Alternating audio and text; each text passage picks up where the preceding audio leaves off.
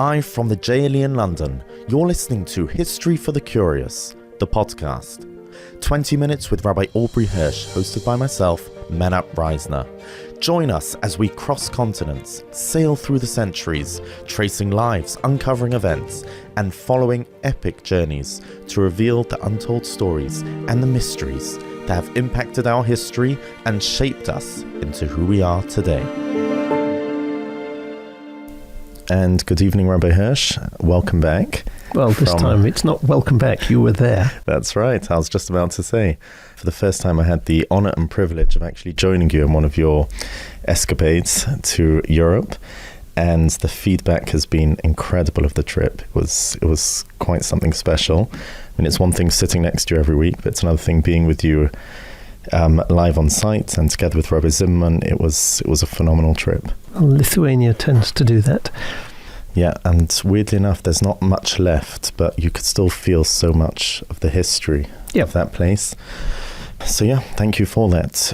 For all those wondering about the trips, the dynamic or why it was done to celebrate the year of the JLE Evening Kollel success. And the guys came and some brought their family members and some donors of the Kollel, but it wasn't really publicized, and there will be future trips in the future. Seeing that was such a successful pilot trip, and do email the JLE if you'd like to join on the next one. So welcome back to the last of our 5-part series on the Holocaust. This one is called Defying the Nazis. I just want to mention before you start that the feedback from the last episode has been unprecedented. The amount of downloads, I mean, it could be, obviously it's the content, but also the timing. During the 9 days, people are always looking to feel the Churban more. And the fact that we've had over 3,000 downloads in the past 7 days, believe it or not, shows how much of a role these podcasts are playing. Yeah, well, I think if someone is looking for aspects relevant to the 9 days, that this will focus the mind. So today we have 3 accounts in all. The first starts in February 1943. The 6th German Army suffers a tremendous defeat in Stalingrad. There are hundreds of thousands of German prisoners of war and remnants of the army retreating west through Russia. And almost on the same day, a Jew called Ludvig Fleck is taken out of the Lvov ghetto on a passenger train, not a cattle car, and transported to Auschwitz. His admission into Auschwitz is recorded as prisoner number 100967, but he actually ends up not being as anonymous as his ledger entry implies. He was a scientist. And by 1943, the Germans were under pressure not only from enemy fire and from, at the time, the brutal Russian winter, but also now in retreat. There is the disease and epidemic that follows. And Fleck, being a microbiologist, had managed to create a form of typhus vaccine in a very poorly equipped lab in the Lvov ghetto. So he becomes a resource that the Nazis intend to use. Many Germans remembered that during the First World War, epidemics, specifically typhus, had been a killer. 150,000 Serbian troops died of typhus in 1 year of the war alone. And between 1918 and 1922, typhus infected 30, maybe 40 million across Russia and Poland, and ended the lives of probably 3 million. And outbreaks were common in the trenches, and each flare-up leaves between 5 and 40% of its victims dead. With that amount of victims, were they not working round the clock to figure out a vaccine? You mean after World War I? Yeah. So, yes, they were, but it's like COVID. I mean, we now know that a vaccine takes years. So in the 1920s, there's a Lvov scientist called Dr. Rudolf Weigel, who inoculated lice with the typhus germ and did, in fact, produce a limited vaccine. And this Dr. Ludvig Fleck had joined that lab as an assistant in 1919. But war broke out, and by 1942, Fleck was imprisoned in the Lvov ghetto, where typhus was rampant. So he can't create proper sterile conditions, but he has a vast supply of infected people, and he starts looking for an antidote within the people themselves, specifically actually in the urine of the people who are sick. In August 42, he tests the vaccine on himself, and eventually 500 Jews in the ghetto would get the injection, which was somewhat effective. And news of his vaccine travels. He is, even to the Nazis, he is ordered to report to the local Gestapo headquarters with his experiments. And he was questioned. As Fleck himself put it, some of the questions were not very intelligent. They asked if the vaccine would work for Aryans, and I said, of course, but it must be made from Aryan and not Jewish urine, because, the race-obsessed Nazis would fully believe that. They wouldn't have thought otherwise. Their entire education was based that way.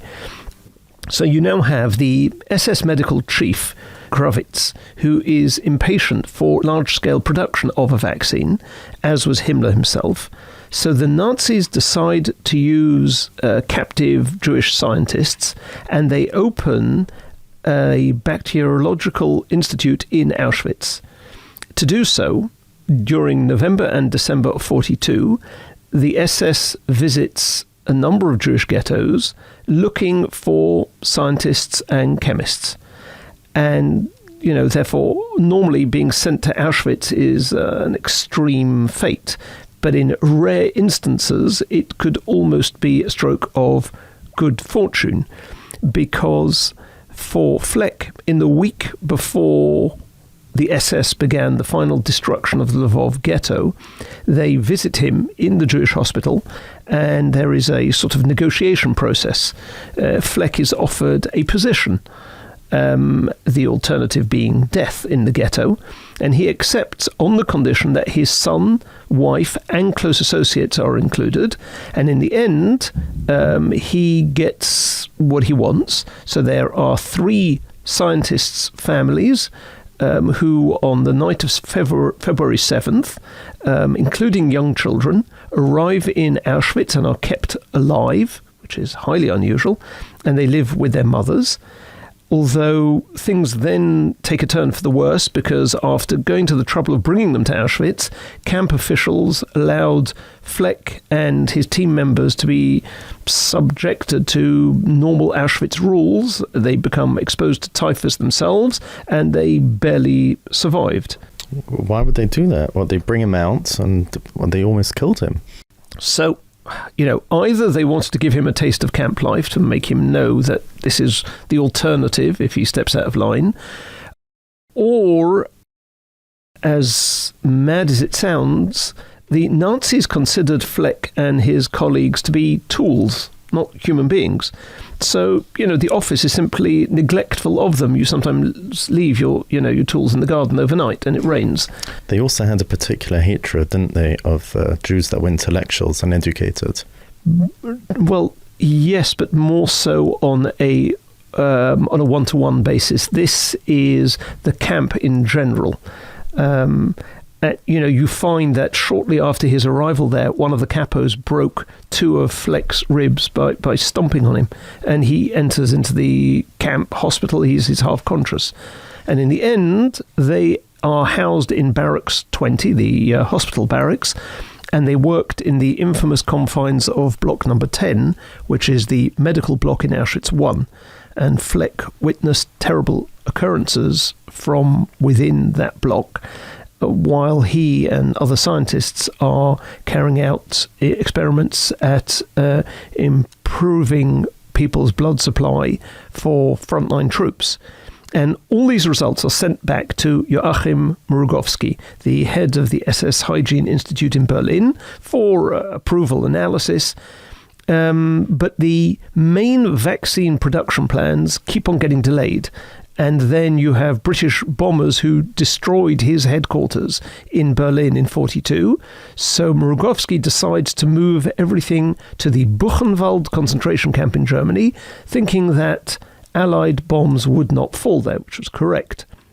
And the question now was, what kind of vaccine are they going to try and make?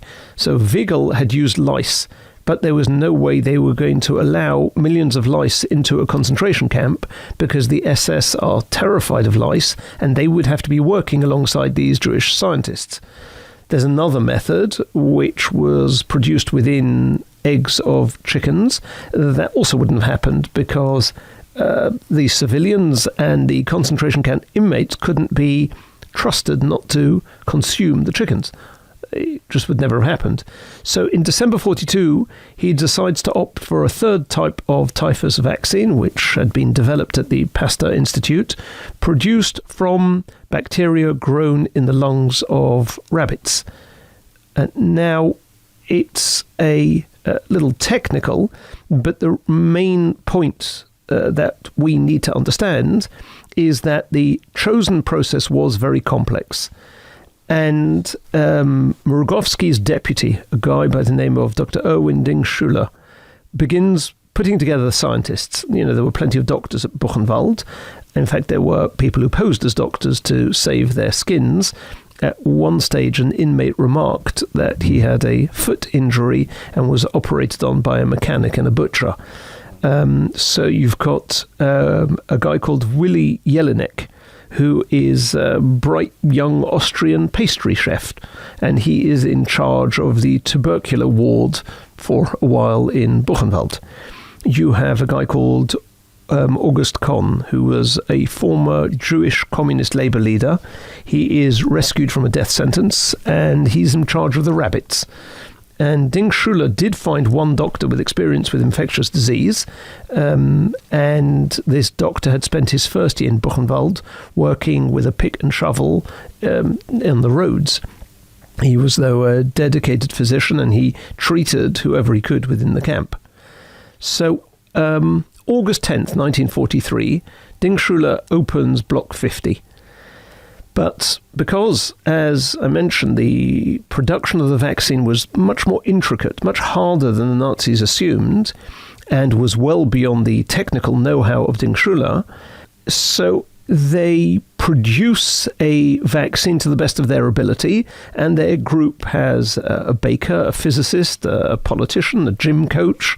You know, to get the results, so you think about COVID, this has been quite optimistic, that this is a war. And this is... Some would say that's how the COVID vaccine was also created, by a group like that.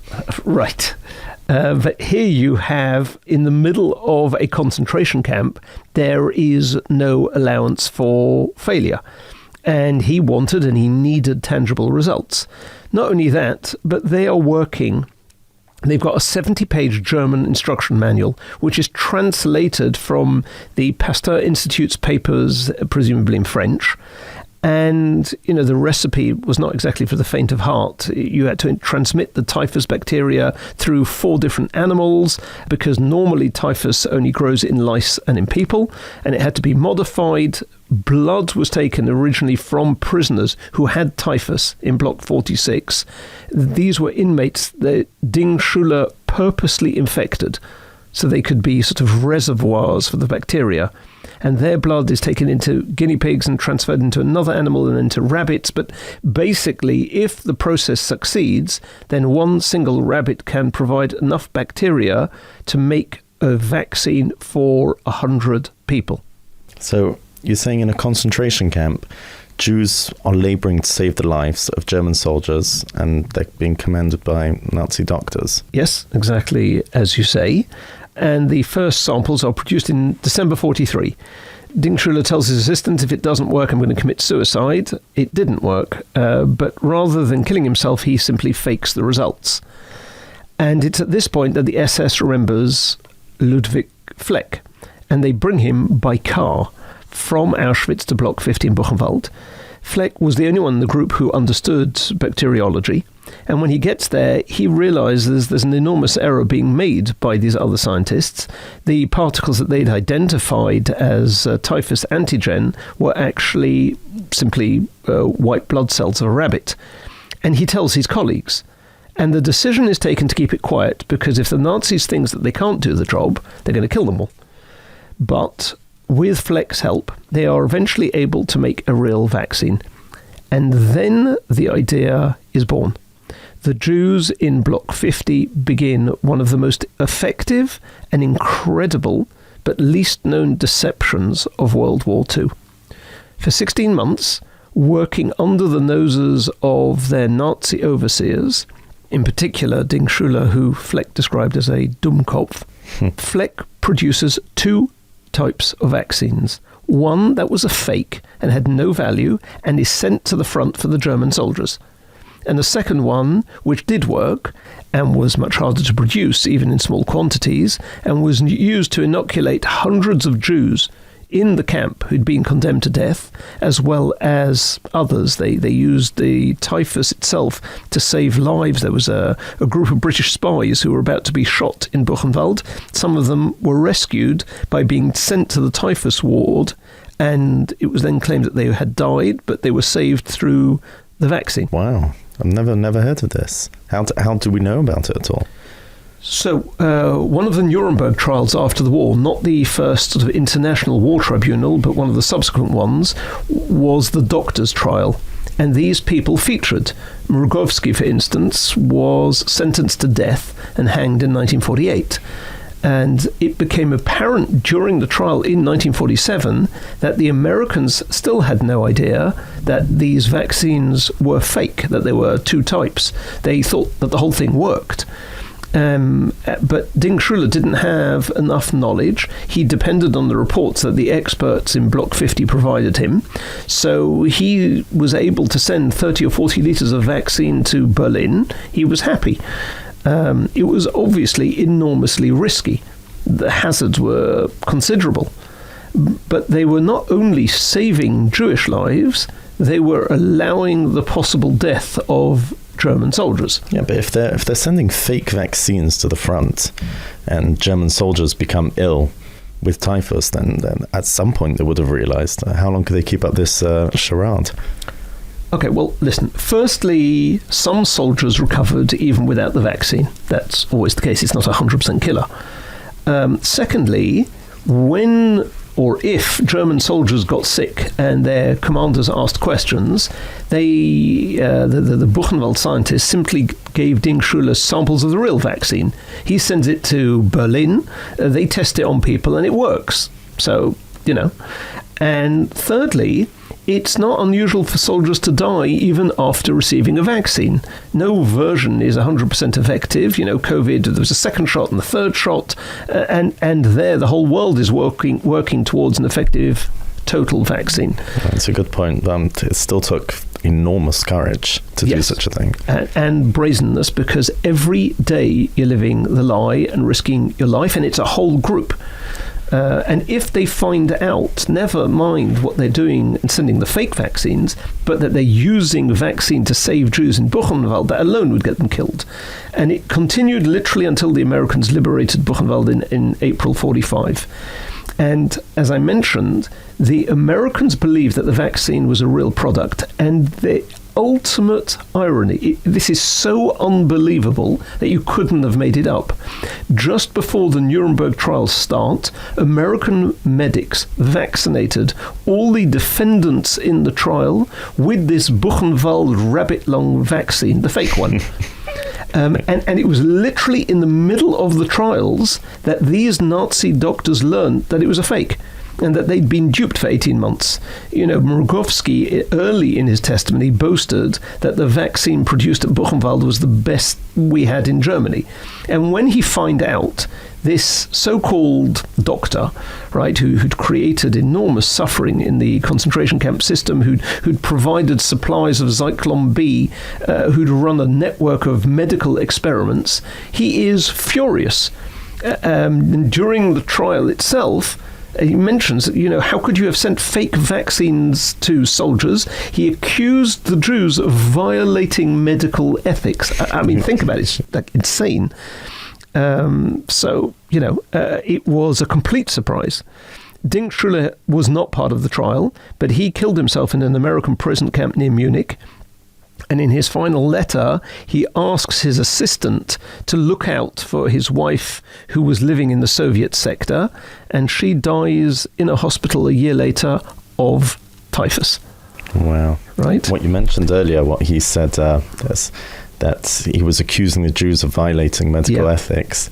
It just shows that it's a peek into the mind of the Nazis and the ideology. Totally different reality that they are living. Literally just like they would have believed that Jewish urine would not have worked for Aryans. Yeah, which at the beginning of this series we asked how could it have come there? Right. And we don't know how it got to that point, but we realized they weren't looking at Jews as regular humans. When we talk about seeing them as subhumans, it's not just a legal definition, it's literally how a number of them viewed Jews. Wow. Yep.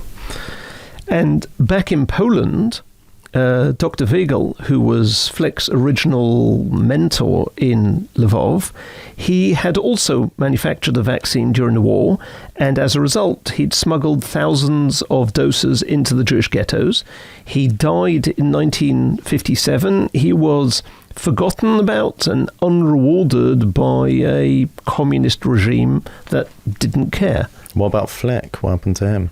So he also comes back to Poland. He works as a professor of immunology in Warsaw.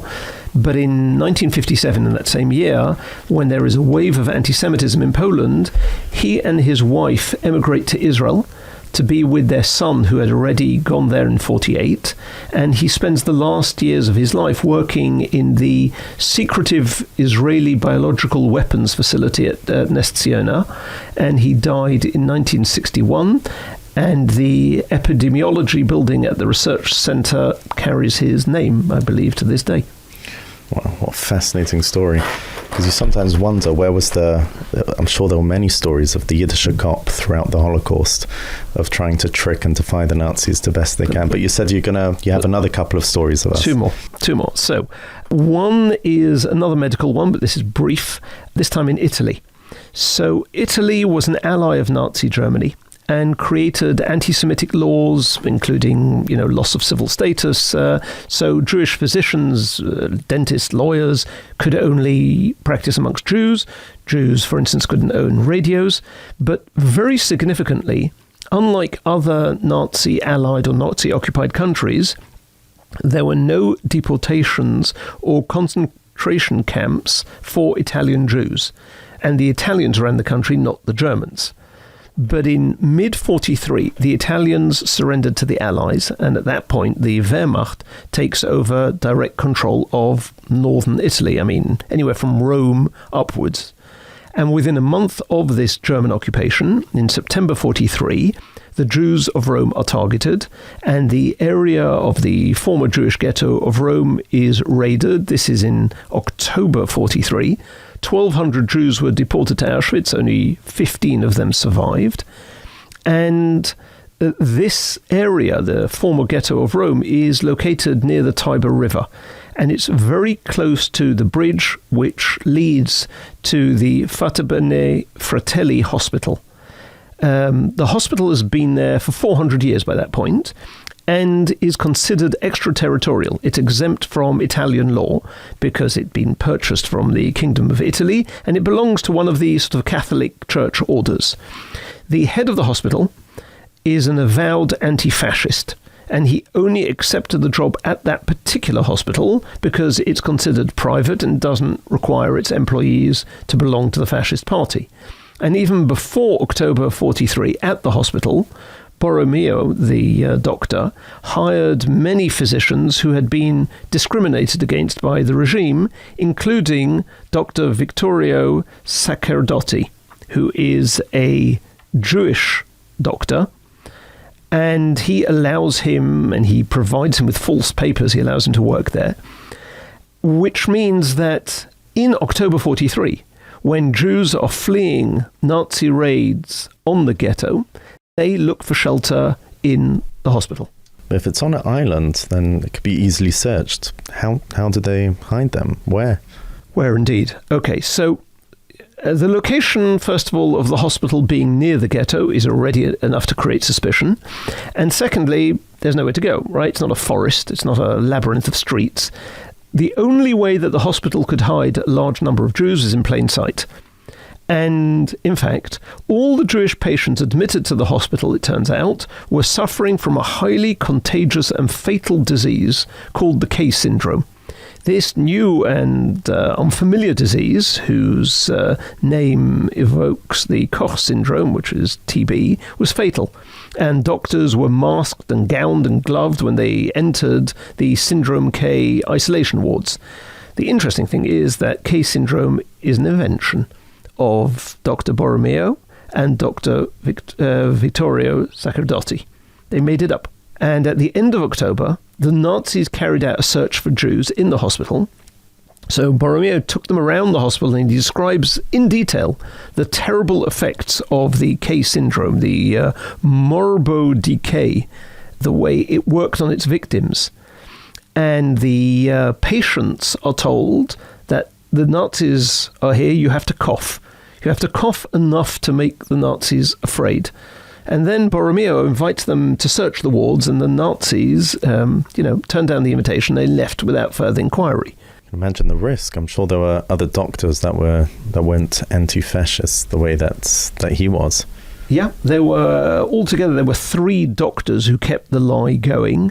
And in fact, one of the patients saved was Dr. Sacerdotti's cousin, Luciana, who was only 10 years old. All the doctors who played a part in the Syndrome K deception knew that they were risking their own lives. Incredible. The interesting thing is that nowadays there is a shul in that hospital. And when I took the JLE there over a Shabbos, we davened in that hospital building.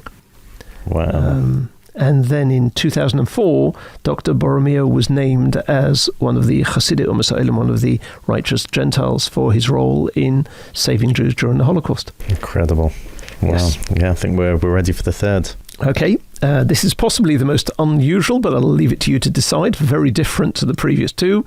Joseph Johnovici. When you say very different, the other 2 are medical, I'm guessing. This is not at all. Right. So he is a Jew born in what is today in Romania.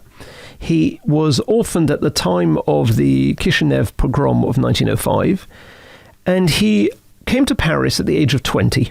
He is equipped with little more than a genius for assessing the value and content of scrap metal, in particular tin. And he soon amasses a fortune as one of the leading dealers in France in scrap metal, which is a strategic commodity if you're building up an army and in wartime. So war breaks out, and Johnovici had been selling scrap metal to the Germans for some time by then. And once the occupation began, these previous clients, they counted on his continued cooperation. The interesting thing is that at first, Johnovici attempted unsuccessfully to enlist in the fight against the Germans in 1939 during the 6-month period between the invasion of Poland and the invasion of Western Europe.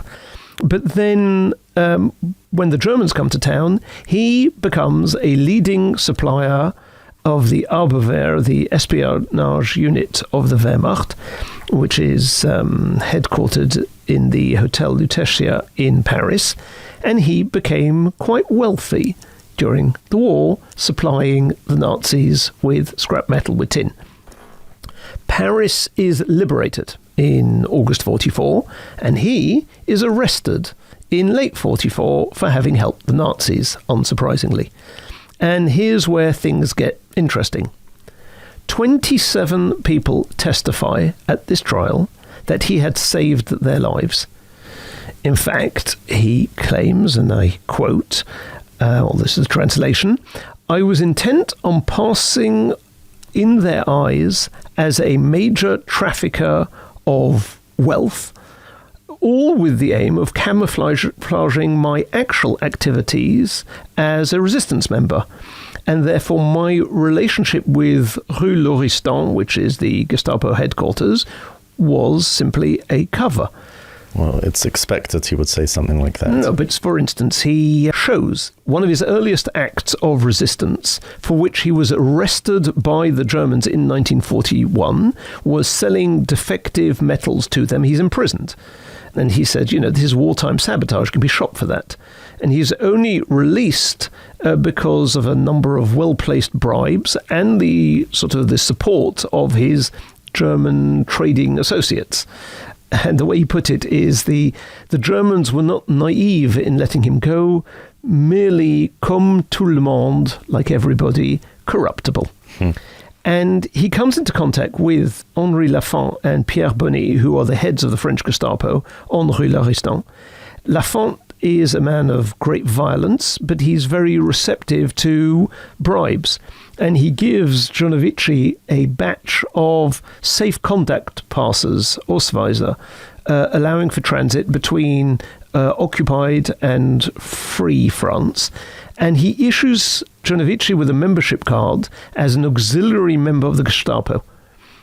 And Johnovici used these passes to rescue numerous individuals, as testified at his trial. And that's where the 27 come from. They say they'd been imprisoned by the Germans and released through his intervention. Then he points to his financing of a resistance network in the Paris police department. He spent considerable resources arming the resistance group that would launch the Battle of Paris. In other words, the liberation of the city. In fact, at one point, while supervising the transport of weapons, he is stopped by Germans, a patrol. He produces his Gestapo card, he shouts Heil Hitler, and carries on with his arms smuggling. The irony. So he's shouting Heil Hitler while he's busy liberating Paris. Yeah, he used to say that he had liberated Paris before General Leclerc, which didn't go down too well. And he also, after the war, he leads the police to a farm on the 30th of August 44, where these two Gestapo chiefs were hiding. And they're taken from there, they're put on trial, and they're executed in December 44. And by the time the war is over, he is on such good terms with the police that he has his own office at the main police station. Wow. So he really proved his innocence. There was no shadow of doubt. Yes. So this trial, aiding the enemy, is disbanded, and he's released. But it was his misfortune to become the obsession of several enemies, which was not unrelated to the fact that he was seen as a Jew. And now they attack the money he's made, a new trial. And by this trial's end, he's sentenced to 5 years in prison for economic collaboration and a series of extreme fines. And it is striking how stereotypically Jewish he is described as during the trial. So, for instance, a quote from Le Monde on 5th July 1949. The defendant is shrewd, without scruples, simultaneously greedy and generous, alert, amoral. This jovial, rotund little Israelite, ce petit Israélite, with his Balkan accent and his fat lips, his affluence, his self-assurance, glibness, and a profound craftiness visible to the naked eye. Now you have to realize this is a newspaper in Western Europe just after the Holocaust. Yeah, describing a Jew in those terms. Charming people. Crazy. Especially because his claim was that all the money he made was obviously to protect him, to protect his cover. Right. So he's very relaxed in court. The judge says to him, for 4 years you never stopped doing business with the Germans. And he replies, well, listen, if I'd have let them proceed without doing business with them, they would have taken everything anyway. Except this way, they did it with paying, and otherwise they do it without paying. And, the judge says to him that you obviously, the only way you moved around is because you had German safe conduct passes. To which Johnovici answers, well, if I'd have had English safe conduct passes, I wouldn't have got anywhere. So, there's a give and take there in court. And eventually in this trial, since neither Russia nor Romania recognized him as a citizen, it's now, Iron Curtain days, a decision is taken to keep him under modified house arrest in a room in the hotel in the provincial town of Mende. And from that hotel room, using just his telephone, he rebuilds his scrap metal empire. And he became very popular in town. He was a benefactor. He's bankrolling the local soccer team. And, they said about him that he could have been elected mayor of the town had he run for office. But eventually, living under virtual house arrest in one room in a small provincial town, despite making enough money through his business to pay the exorbitant fines that had been imposed on him by the French government, he has enough. And he now attempts to evade justice. And this time in 1957, he intends going to Israel. He gets himself a fake Moroccan passport, and he goes via Geneva and Casablanca, and he makes his way to Haifa, where his sister lived. But there is, on his arrival, the backdrop of a delicate diplomatic situation in the wake of the Suez Crisis of 56. And he is quite shamefully, really, jailed in Tel Aviv because of his forged passport and deported back to France. He arrives in Marseille in 1958, and he is jailed. Now, he's never convicted of any further crimes, but, all the years in prison, the flights, the fines, the harassment in the press, it's too much for him. So when he's released from prison in Marseille in 62, he returns to Clichy, where he had originally built his fortune, but he's now a ruined man, and he dies at the age of 60 in February 67. And at his funeral in the Jewish cemetery of Bagneux, there are 4 anonymous individuals at a distance from the crowd who, after the main body of mourners had gone, discreetly deposited a wreath at his tombstone, and they leave without saying a word. The wreath bore the inscription "À notre camarade," to our friend, "Honneur de la police," who was, part of the police department, "Ses amis reconnaissants," his grateful friends. This came from the non-Jewish police who remembered, he'd liberated Paris. And it's interesting to consider that less than a month before Johnovici was found guilty in July 49 of having profited from the Nazis whilst engaged in saving people's lives, that René Bousquet, the police chief of Vichy France, the man behind the Veldiv raids, for instance, whose crime was implementing the Nazi final solution across an entire country, he is acquitted because of, various resistance activities that he'd engaged in towards the end of the war.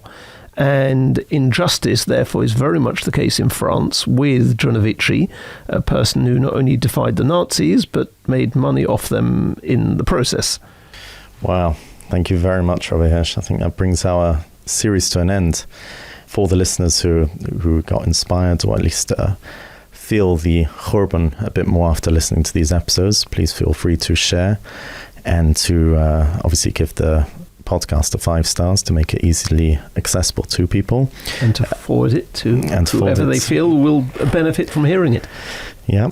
And as usual, any feedback, comments, reviews, questions can all be sent to podcast@jle.org.uk. We've been receiving a lot of feedback recently, all been positive, Rabbi Hirsch. You'd be pleased to know. Okay. And just to mention, we're now going to be taking a break for either 2 or 3 weeks, but when we come back, we will, Mi'at Hashem, have a 2-part series, once again with Rabbi Tatz, this time on the Maharal, in honor of his yahrzeit, which is towards the end of Elul, and it will follow a similar pattern to that of the Ramchal.